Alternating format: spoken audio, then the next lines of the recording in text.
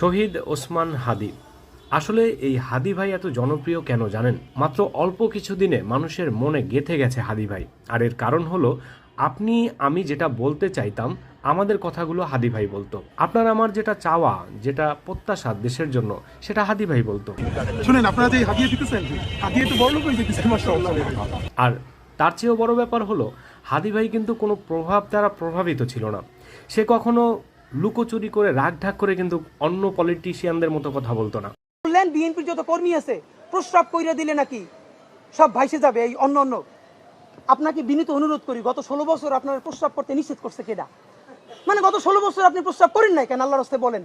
সে যেটা সত্য সেটা বলতো। অর্থের কারণে বা লোভের কারণে প্রভাবিত ছিল না, সে ক্ষমতার জন্য প্রভাবিত ছিল না, এমনকি সে ভয়ের কাছেও প্রভাবিত ছিল না। যে কারণে আসলে হাদি ভাই যেটা বলতে চায় সেটাই বলতে পারতো।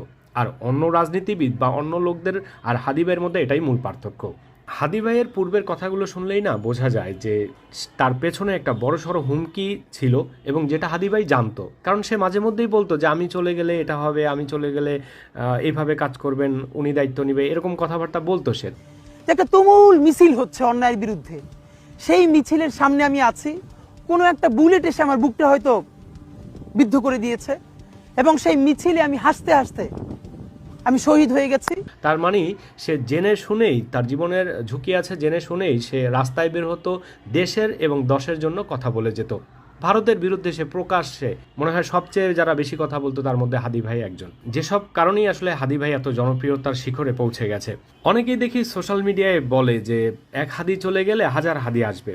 ভাই, ব্যাপারটা এত সহজ না। স্বাধীনতার পর থেকে দেশে হাজার হাজার নেতা ছিল, এখনো আছে, কিন্তু আপনি একবার মিলিয়ে দেখেন তো, জীবনের ঝুঁকি জেনে শুনেও কে হাদি ভাইয়ের মতো নিঃস্বার্থভাবে কথা বলতে পেরেছে বা কথা বলতে চায়? হ্যাঁ, অবশ্যই আমরা প্রত্যাশা করি বা আশা করি এরকম আরও হাদি তৈরি হোক আমাদের দেশের জন্য।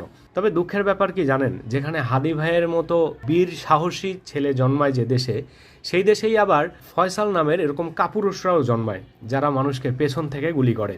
এবং এরকম আরও কিছু কাপুরুষ আছে যারা ফয়সালদের মতো কুকুরদের লেলিয়ে দেয় পেছন থেকে মানুষকে হত্যা করতে। তো যাদের আসলে সে সামনে এসে মানুষের সাথে কথা বলে মানুষের মন জয় করার, মানুষের ভালোবাসা জয় করার মতো যোগ্যতা, ক্ষমতা, সাহস কিছুই নেই, এরকম কাপুরুষেরাই হাদির মতো লোকদেরকে সহ্য করতে পারে না। কারণ হাদির মতো লোকজন থাকলে তাদের এ ভণ্ডামি সমাজে টিকবে না।